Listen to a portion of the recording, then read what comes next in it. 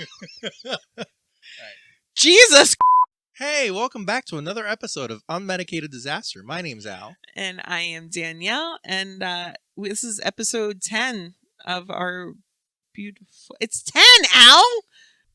Do y'all want to witness a homicide on camera? I have a special guest. Thor, you're a fucking side piece. You don't count. Now he jiggles better than I do. Can you keep it together this time, Al? No. Hey, welcome back to another episode of Unmedicated Disaster. My name's Al. And I'm Danielle, and welcome to episode 10 of our lovely vanity project that we are working on. We've made it to episode 10. We have made it to episode 10. There's been quite a few speed bumps along the way. Quite literally the one where we couldn't record because my mother was in a car accident last week. But here we are, back and better than ever. She's fine. She's fine. She's fine. She'll live. At least for this week. Anyway, so we have a special guest for episode 10. And anybody who knows me prior to this podcast knows exactly who that is and exactly why he's here for episode 10. So this is my friend Patrick. Say hi.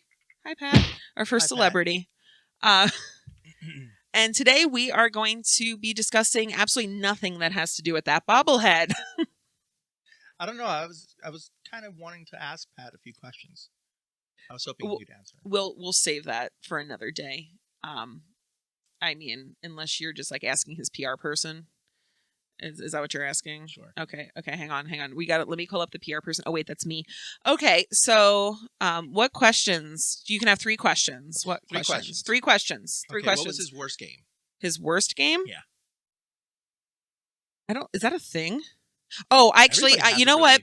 Really... I don't know what his personal worst game would be because, hockey, they play a lot of games, but I will personally say that a game that was bad for other people involved was definitely the one where he ruptured Nick Lidstrom's testicle. That was a pretty bad game. The other game, probably a bad one. I don't know. That game in Manchester where he got benched. If you know, you know. Why did he get benched? I don't know. I mean, I'm lying. I do know, but that was actually a little inside joke because I know why he got benched, but the general public doesn't. So. Okay, question 2.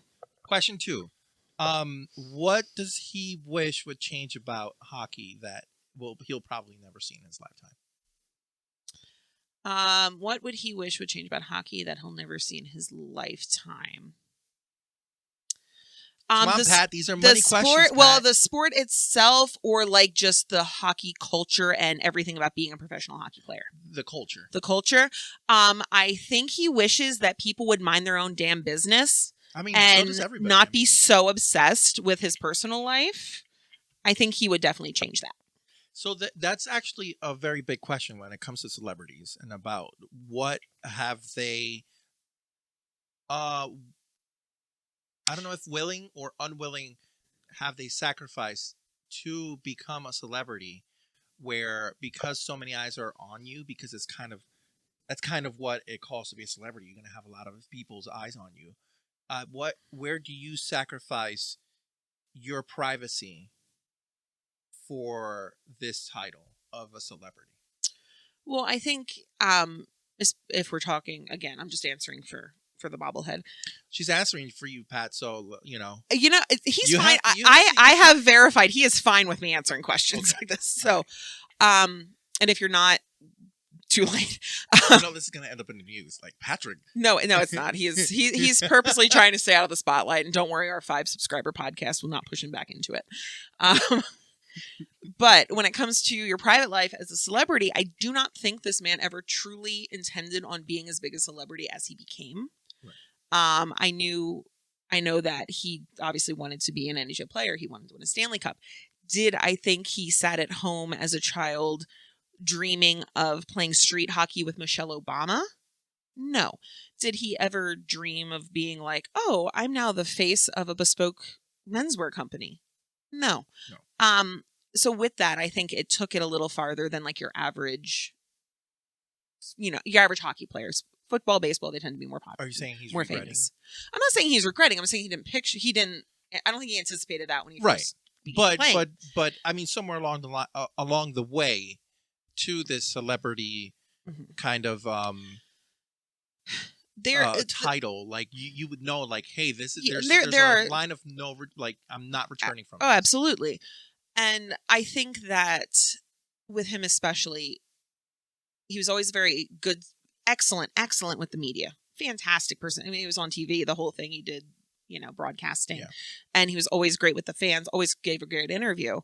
But also when it got to be a little too much, he knew enough about himself and his family to step away, to get out of the city where he was a celebrity, to just get out, So at the end, I think that privacy and that personal life did become the most important thing for him at that point. Rather than being a celebrity. Yes. And not to say he's not a celebrity. If he ever, walks down the street in yeah, Chicago, people are going to pee their But pants. he's not like one that's constantly on the... Yeah, no, I don't think it's something that is being actively sought out at the moment. And I like to think he's happy with that.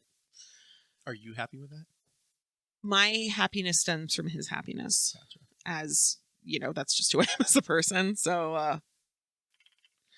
All right.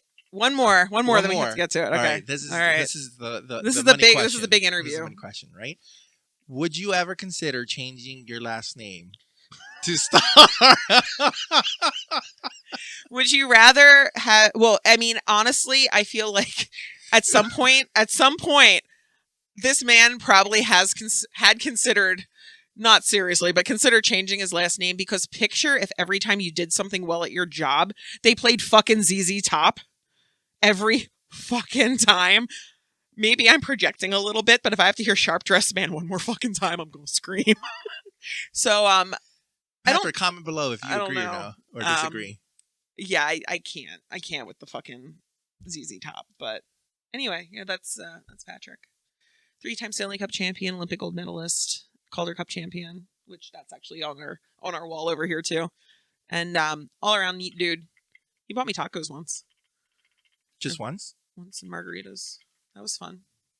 Oh, but then he took me to a really fancy party in Connecticut where I got to drink craft cocktails with Catherine Tappan. And you got to see a whole bunch of nerds. A whole bunch of people pay a whole lot of money to play ping pong with hockey players. And I did get to see Martin St. Louis Cavs in person, which were very intimidating, to be quite frank. Yeah. They were like, they were so big. Like his calves, like they're just solid muscle, and the man's like 4'8". Like, it was wild, man. You should have come. Yeah, this man had a free ticket to go to Smash Fest and didn't take it. I didn't know who Patrick was. I don't feel comfortable. To be quite frank, he still doesn't know who Patrick is. Al has never willingly watched a sporting event in his life. No, that's not true. I did see the Phillies when they... Yeah, but were you there because somebody else made you go? It's always because someone else made me. I've never seen this man as miserable as when I took him to a hockey game. I was not that miserable. I mean, after the first 2 drinks, you were that miserable. I was kind of very upset that the one player kept ignoring me. That's what... You were upset because Matt Zuccarello did not, pick you senpai? My God. You literally took me down there for one purpose, and that kind of kicked it off. And the second this guy just fucking ignored me. Also, Pat, if you do watch this, please don't be upset that I went just to say hi to Matt Zuccarello. I promise that there's nothing between us. Just lying, Pat. No, he knows how I feel about Matt, so it's okay. You weren't there, so. He wasn't. He understands. He literally gave me tickets to go see Matt's play because, as he put it, he knows how I am. So. Yeah, we have to stop this, or else this episode is going to be super off track, and it's just going to be Danielle telling stupid stories about hockey players, which we did say we would save for another time. So we should get back onto the topic, which was actually about the thing probably nearest and dearest to Al's heart, which is art, in a sense. Yes. Artistic in a way. Artistic, creative. I guess creative would be the best word. Because I think a lot of things fall under that category. Artists, musicians, chefs, yes, YouTubers, podcasters. Yeah. Influencers. Yes. Whatever it may be. Pretty much. So I was having a conversation with a friend. And the conversation started with, as you know, because if you're not a creator, you're a consumer, in a sense, right?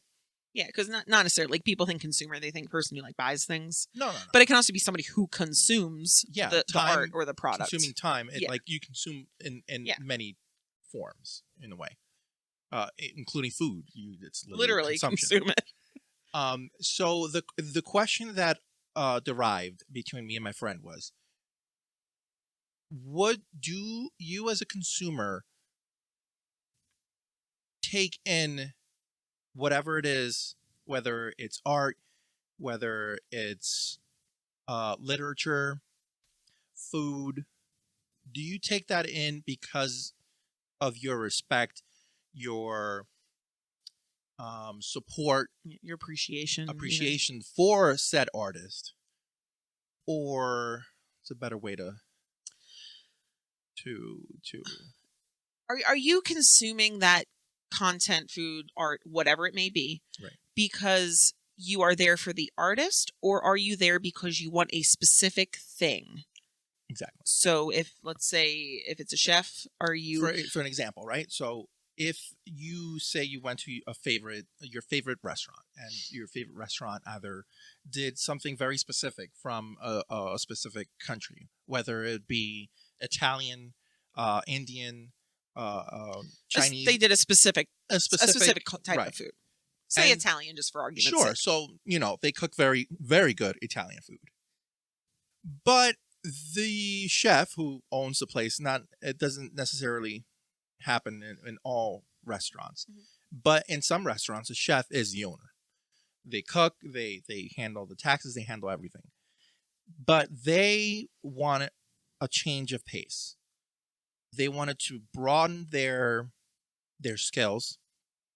They want to cook something outside of an Italian cuisine. Would you be upset because your favorite restaurant's now no longer cooking or no longer catering to an Italian cuisine? They're still making it, but they're making Right. let's say they're also making French food. Yes. They didn't stop. They just added non-Italian cuisine to their menu. Mhm. Which, I mean, most lot of places places now do that, are kind of, they kind of have to if they want to evolve with the times. They have to have something for kids menu, which is most of the times not a part of the cuisine, because mostly kids menu is very specific. Or if you're catering to sometimes a vegetarian or a vegan meal. Some restaurants kind of just put stuff out that aren't necessarily part of the specific cuisine.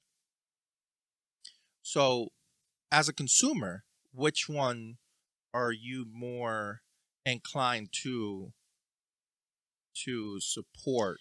So would you, if you have always gone to this Italian restaurant where this chef is there, always makes great food, and now the chef's like, hey, I'm going to sell crepes. I don't know, whatever it may be.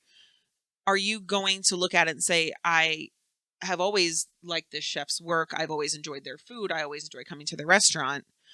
I would be interested in seeing what they're doing now, what the new thing is that they're doing. Or would you take the stance of, I came here for Italian food, and now it's not just Italian food, and I don't like the fact that it's not just Italian food because I only want Italian food. Yeah, but in the sense, like, it can also, the thought behind it is, once you start shifting your focus from one specific cuisine, then in a way your original, I guess, what's the word I'm looking for? Like the original product loses its product, the form, quality. everything, the quality goes down because you're no longer just focusing on a very specific type of cuisine. I personally don't feel like that's true at all. Because if you were, and we're gonna use the chef thing, but I can give you other examples. Right. But if we're using the chef analogy, if a chef has been making the same Italian dishes for 10 years, let's say, that chef can make that same dish with their eyes closed and a hand behind their back. So there is nothing that would diminish the quality of the original product that the person is consuming if they add something else to their menu. So here's follow-up question to that, Mm-hmm. because you brought up something very, very, very interesting. You said this chef has now been doing this cuisine for 10 years. Mm-hmm. If he didn't, as an artist, whether it's cooking food or art, are you in the earliest of your career, are you making a product based on just bringing consumers in, or are you working and building something up for you, for your name, for who you are? Well, I I feel guess. like it depends greatly on the person. So I know there's people who set out who look at we'll say the art world. Okay. And we're talking about like actual art, like pictures that people are drawing or painting. Illustrations, whatever you want, like actual art, that kind of art. People may look at the art world and say, hey, nobody is doing this specific thing. I bet I could make money or whatever it may be if I do that specific thing. And in that mind, that person is looking at it and looking at this opportunity as a way to potentially make money because they see a void in the whatever. Yeah. However, there are also many, and I don't know that many artists, but I would dare say probably most artists who create art, put it out into the world, and if people like it, fantastic. If people don't like it, okay, still going to keep doing it because this is the art that I create. This is the art that I enjoy, so they put it out there. So I think that kind of thing depends greatly on the mindset of the art, be it the artist, musician, the chef, whatever it may be. Yeah. I think also whether or not they are relying on that creativity to be their source of income plays into it. And this is where you get into fine line territory. Right. Because if you are an artist that sells your work in any way, be it in a gallery, on, through Etsy or just word of mouth, whatever it may be. Mm-hmm. Obviously, you're going to want to do things that appeal to your audience if you have one. Right. However, you also don't want to stray from what you're good at or what you like as the artist. And ultimately, I firmly believe that the integrity of the artist matters far more than what an audience would want. But that said, that audience, sure, you don't want to be like, okay, well, I'm the artist, I've always drawn Pokemon. Right. And now I've gotten, 50,000 followers on Twitter because of Pokemon. Well, now I'm going to draw superheroes. Yeah. I'm going to draw superheroes now, and I'm not going to draw Pokemon anymore. As the artist, you do have to acknowledge that some people in your audience may not want to see superheroes. Right. So, but I don't think that would necessarily cause an artist that people have come to have a connection with to abandon them. Right. Because at some point, like art, music, movies, books, and even to an extent, like cooking and stuff, it becomes very personal. Like I think there are a lot of people who form a connection to the creator and will follow them if they change paths a little bit. Yeah. But I think it's important for the artist to remain true to what they want to do, because you can tell when somebody is creating something they don't want to create. Yeah. And if you're worried about quality dropping, force somebody to do the same thing over and over that they don't want to be doing. Yeah. And there goes your quality. And another example, for example, if we don't want to just base it off of cooks or artists, specifically like graphic designers, illustrators, musicians, YouTubers who are now, booming in the industry. I think Lady Gaga's my favorite example of all of this rolled together. Where well, she, I think we all know who Lady Gaga is. Right. When she started out, like we actually had this conversation when this whole topic first came up. When Lady Gaga hit the scene, her persona was wild. She's out there wearing meat dresses and spewing blood on stage and all sorts of things. Lady Gaga was one of those folks who looked at the music scene and said, this is what I need to do to get fans or to get attention, to be this person, to whatever. So Lady Gaga comes on the scene. She gets a massive following. And when she got that following, she started doing other things that made her happy. She took on, acting roles. You've seen A Star Is Born, right? So we've seen these movies. She does her jazz standards. She does with Tony Bennett, things that make her happy. But in the midst of that, she's still creating the dance music, the pop music that her fan base expects from her, Yeah. that who originally followed her wants to see. But that fan base also supports her other endeavors because of who she is as an artist. And I feel like that's the healthiest of artist fan relationships. Yeah. Like you can be like, oh, Lady Gaga put out this record with Tony Bennett. Not really my thing, but she's still talented, and I can't wait to see what she does next. And then she puts out Chromatica, which is back to pop dance music, and they're like, yeah, look, there's Lady Gaga. We love this. Yeah. So I think but then you have fans that are of anything that maybe aren't as receptive to artists doing what they want. Gotcha. And same thing when it comes to, say, like YouTuber, if you want to bring it even closer to home, because, not everybody can be a great celebrity like Lady Gaga. But say, like we talk about Markiplier, who's, his name in a YouTube community is very, very well known. Jacksepticeye, all these creators, and some. Simply Nailogical. Yeah. Shout out Christine. But like a few of them are gamers. That's how they started off in the YouTube community.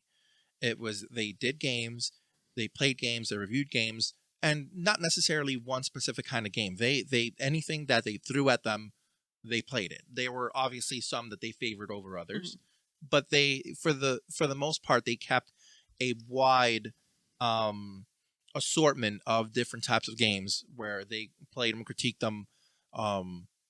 Whether it was a big multimedia game that was created by a large company, or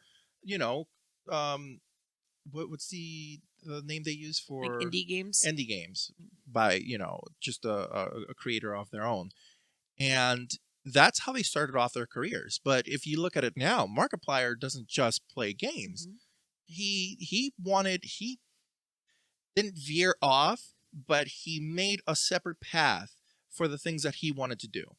Now he does shows that he records, that he produces.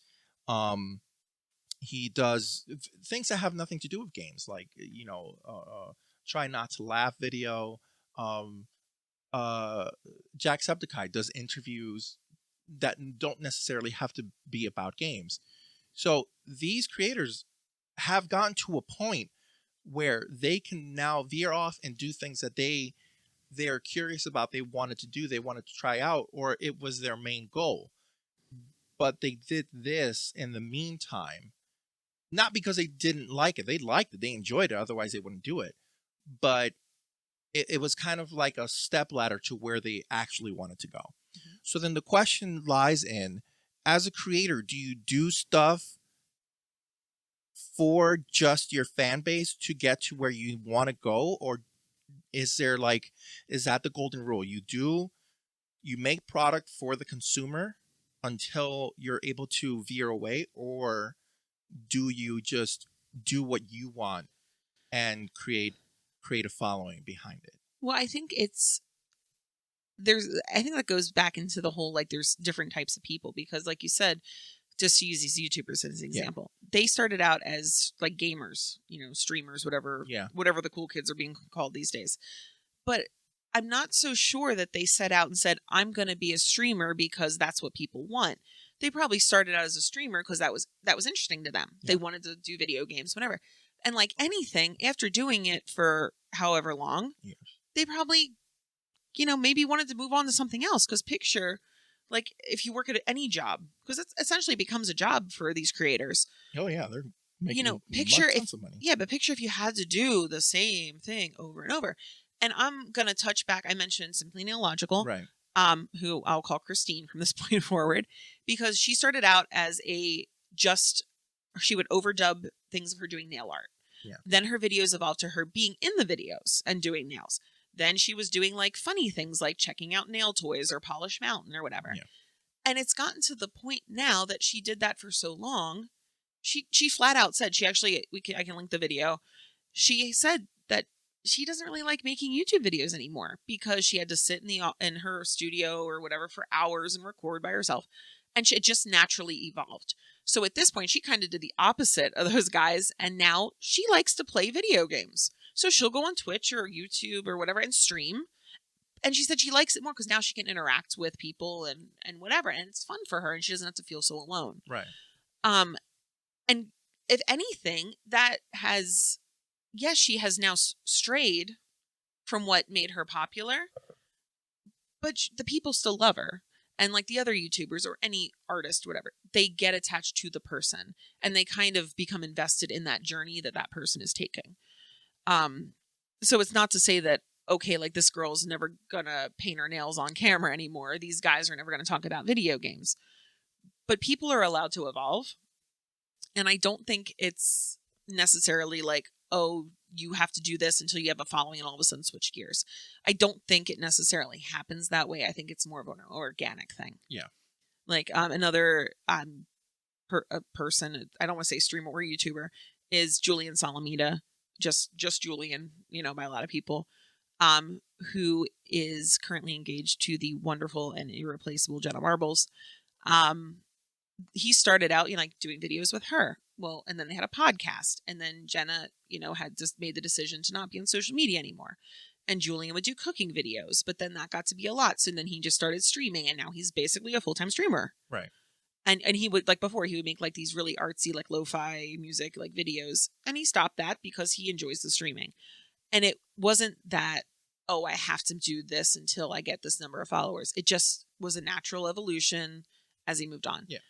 And I know I mentioned it before, but as far as like fans of people, if you can't acknowledge that the person creating, be it art, YouTube, food, movies, music, anything, is another person with changing tastes, changing goals. Yes, I was just going to get into that. Yeah. I'll let you go No, because no. That's what I wanted to bring up. If you can't acknowledge that artist is a person too, come on. Like, they are not obligated to create just for you, like whoever you may be. And I think it's very selfish and very entitled to expect an artist to never change just because that's the little thing that you exactly want. Yeah. And I think that's the big question now when it comes to real life, when it comes to looking at any of these creators, artists, whatever you want to call them, is, and, feel free to comment if you go on one side or the other. I don't necessarily think one side is. I think both sides have their reasons, but I will say and this is completely my personal opinion here.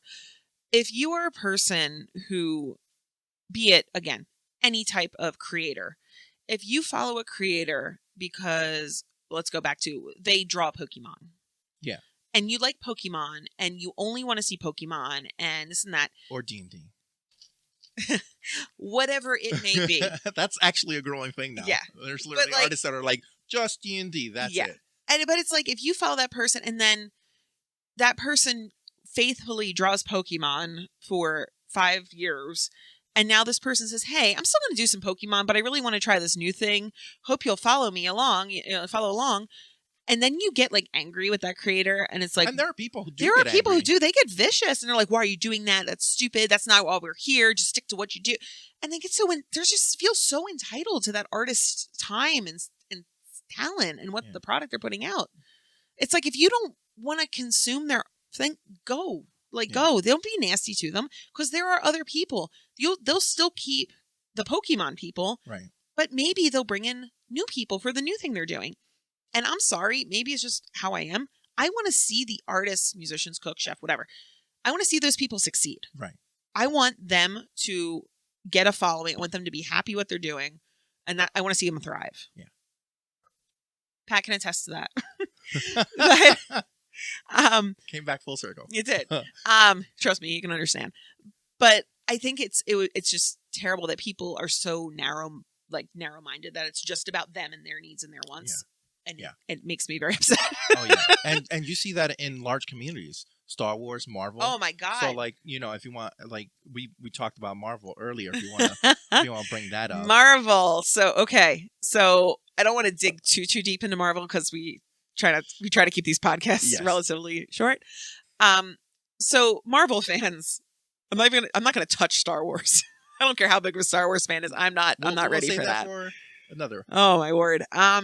So Marvel fans, they're like, oh, it's getting so predictable. Everything's like the same, like blah, blah, blah. We want to see like different directors. Like, let the directors do what the directors want to do. We don't want, Kevin Feige doing everything. Let the directors do what they want.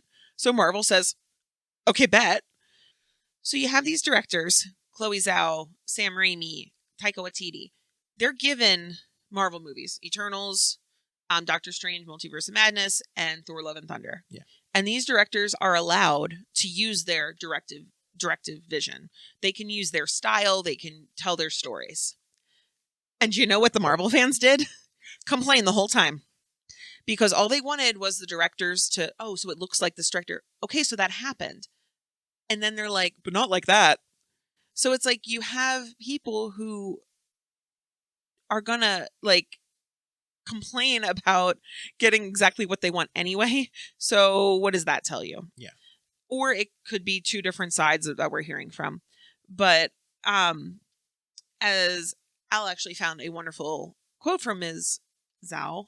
And where did she say here? It kind of sums everything up. Yeah. Yeah. She was talking about how Eternals doesn't have a great rating on Rotten Tomatoes. Yeah. And how when it came out, it probably was the wrong time for a movie like that to be released, which I agree. I personally really enjoyed Eternals. But I think some of the themes at the time, unfortunately, it was released, were a little almost too heavy, too existential crisis-y. Yeah.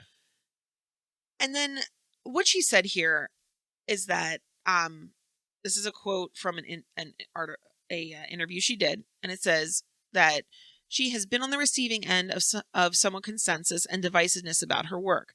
Neither of them have any real influence on me as an artist because every time I'm lucky enough to create, I learn from the process. And I think the part there where it says it has no influence on her as an artist is what matters because she is creating for her. She's not saying that she ignores people when they offer her feedback. Yeah. But ultimately, the art she creates, she has to live with it. She has to go to bed at night knowing she put out something that she is proud of, that makes her happy, and that she stands by. Yeah.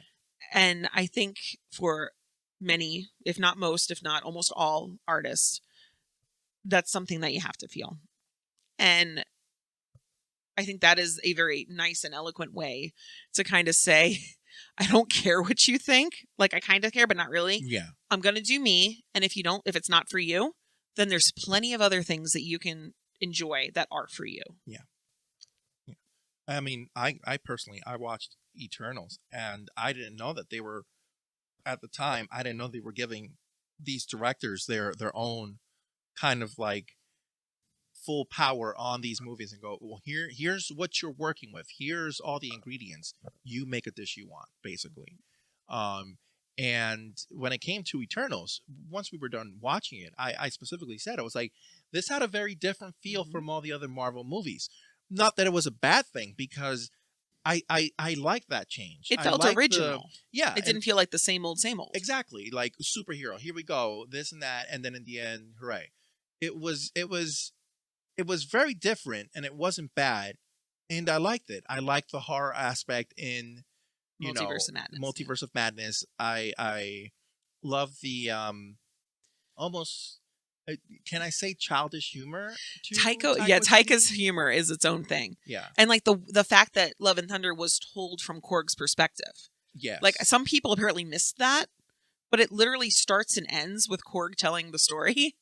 And like it was a very different take on that story. Because I feel like if another director had that story to tell, it could have been a lot more serious. It could have been a lot darker than it was. Yes.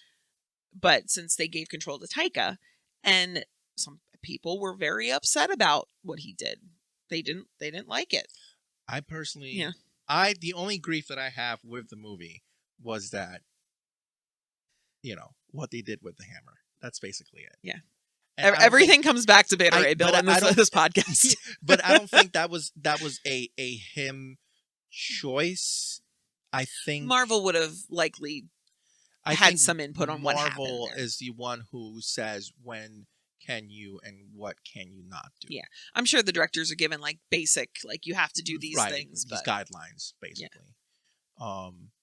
But besides that, I just I think it's a good direction that Marvel's going by letting these directors kind of just do what they do best. If you're good at horror films, yeah, you're not really directing a horror film. You're directing a superhero film. but it has a lot of those But elements. it has some of their style in it. Like you can recognize the person from what they usually like make. there's no doubt that Taika Waititi was involved with Thor: Love and Thunder. Exactly. And it's another one of those things where it's like, if you're a Marvel fan, are you there because it's Marvel and you love Marvel and you want to see what Marvel does next? And I know this is more of a big, a macro macro version of this discussion. Or are you there because you want to see the story that you want to see, when you want to see it, how you want to see it, with the characters you want to see it, with the actors you want to see it? And there are plenty of those people who they want it by the book. They want it a certain way. Everybody's got to be this way, that way, or the other way. And they don't want to see any deviation from what they're expecting or what the exact thing is that they want. Yeah. And that's like a very large version. They're a consumer just interested in the product and not interested in the artists behind it. Yeah, exactly. And there are people out there who, unfortunately, I wouldn't say unfortunately, it's what they want. They go from place to place. They want the product. You don't have the product, I'm out. I'm going somewhere else and getting my product, because that's and it's like nobody can stop them or is going to stop them from being that way. And right. I mean, and it's good for the people that produce the product that they want, and hopefully they're profiting off of. Yeah. But at the same time, I mean, just again, me being who I am, I do think it's a little sad that you can, remove the artist from the art in any sense, because I feel like anytime you're creating something, whatever it is, there's a part of you that goes into it. And it could be like a little tiny part, or if you're telling a story, it could be a joke that you had with friends that you put in there, or a recipe that was passed down, or just something that you put hours of labor and thought and creativity into, whatever it may be. And to remove the artist from that equation and just looking at it as, okay, it's just a picture, or, oh, it's just a cake, or, oh, it's just like, I personally can't do that, because I want to see more from the artist. I want to know, okay, well, what was their thought process? How did they come up with this? And I feel like it does art a disservice when you remove that, because there are, and that's also comes into play with like, well, if an artist or a director or a chef, whoever, does something awful, how do you separate that thing from the product? And I know a lot of people, especially in the last that's a big years, thing for me. It's a big thing. If an artist that I admire, that I've looked up to, suddenly does a turn, and I was like, I can't. And there are, and this is true today. There are people who make really amazing things. Mm-hmm. For example, fortunately, I'm going to call them out. The creator of Five Nights at Freddy's. Mm-hmm. I was a fan of them from the beginning, thanks to Markiplier. But once I dug in a little deeper and I started seeing where this person was, putting their money, which whatever you can do whatever you want, but that doesn't mean everybody has to be okay with it. Yeah. And at that point, it was less that, oh, they're supporting this kind of person. And it was more, not to try to get political, but it was more like you're supporting someone who directly impacts me negatively. And after that, I said, I'm no longer supporting this person. And they could be a great person.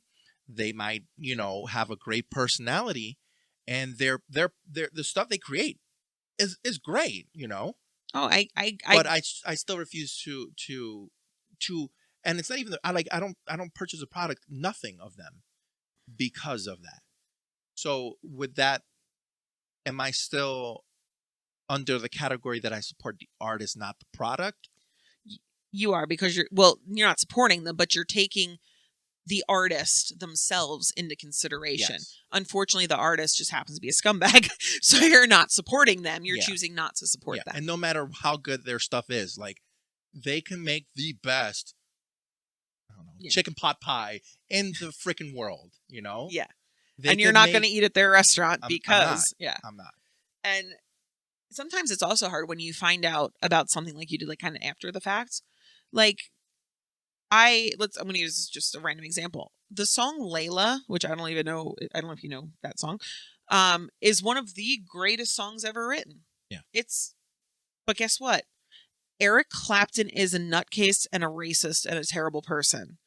And when I found that out, I'm like, fuck, like, how do you reconcile those two things? And at that point, it's like, well, I can acknowledge that this horrible person made this incredible piece of art, but I'm not going to go out and buy the album. I'm not going to go out there and pay to download it. And it's frustrating because I love that song. If it comes on the radio, well, I'm not paying for it. Or if I illegally download it, that's fine.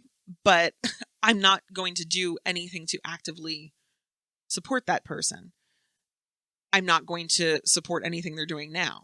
And it's hard sometimes with that, especially if it's something that you grew up with or that you truly loved or were a very big fan of or enjoyed, to suddenly find out that, oh my God, the artist is just, it's an awful person. They're, a pedophile or whatever it may be. That's even worse. I mean, it's these are all things that have come out with different people or actors or whatever it may be. Yeah. Comedians. Comedian. I already dropped one this year. Yeah, I dropped several. But more than one. But a favorite one of mine I dropped. Yeah, it's hard. And sometimes it's like let's use Harry Potter as an example. Oh my God. We love Harry Potter. Like, we're not going to pretend we don't. No. We grew up with it and it's, a big deal. But holy shit, J.K. Rowling's a terrible person. Yeah. She's terrible. But now J.K. Rowling is being withheld or held up because people no longer like the artist behind it, the writer. They just want the product. Yeah. They want what she created. They don't give a fuck about her. Yeah. They don't care about her. They don't necessarily wish to directly support her. Yeah.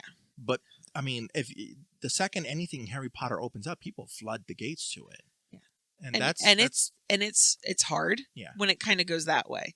But I know for me personally, just as much as I want to support the person who is creating, the things that I consume, I also have a hard time with supporting people who create art I enjoy that are not good people. And like with the Harry Potter thing, Wizarding World down in Florida looks incredible. I'm not booking a ticket. I'm still not sure how much she makes off of it or how she makes money off of it.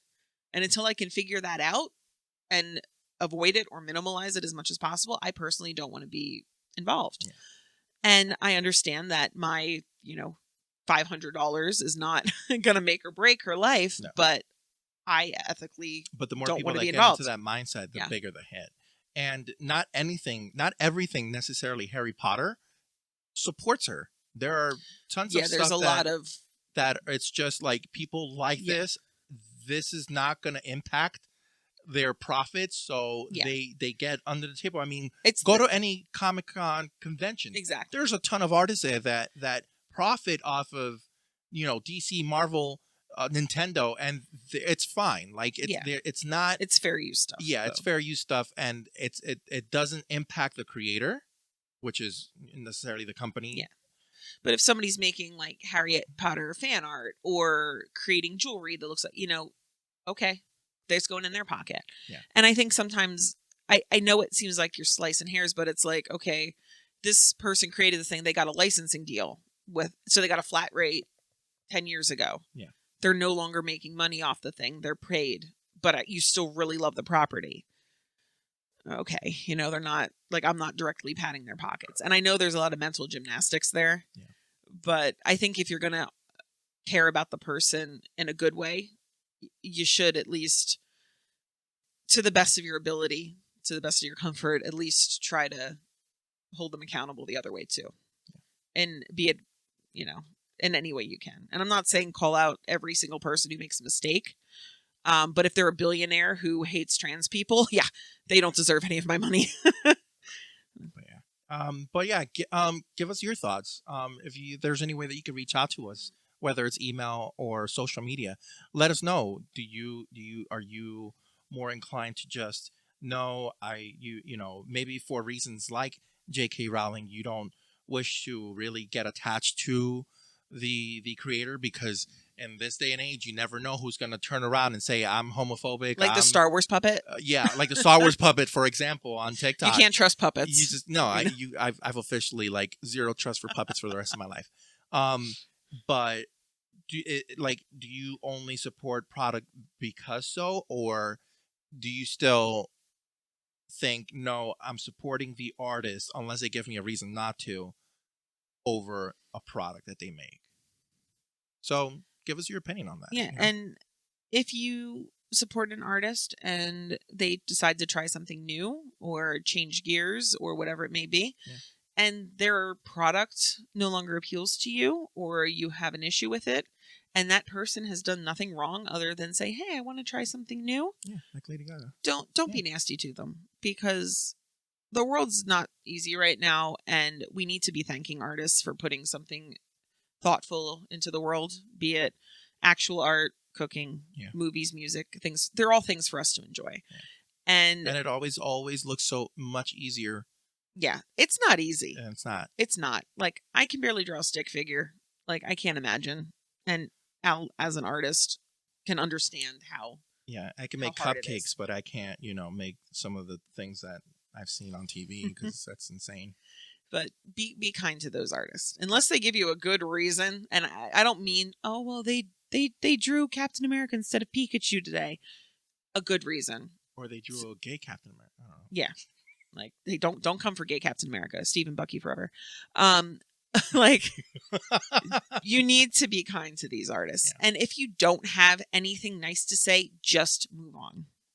You don't need to berate people for not solely catering to you, because you are not entitled to that artist's creativity and time and skill. We're talking about you, Star Wars fans. No. Oh, now we're gonna get it. We're about to get swatted. So that's our episode today. I hope you guys enjoyed it. I hope you guys enjoyed listening to the sound of our voices, and as always, and our beautiful faces if you're on YouTube. Yes. So, yeah. Until next time. Bye, Patrick. Bye.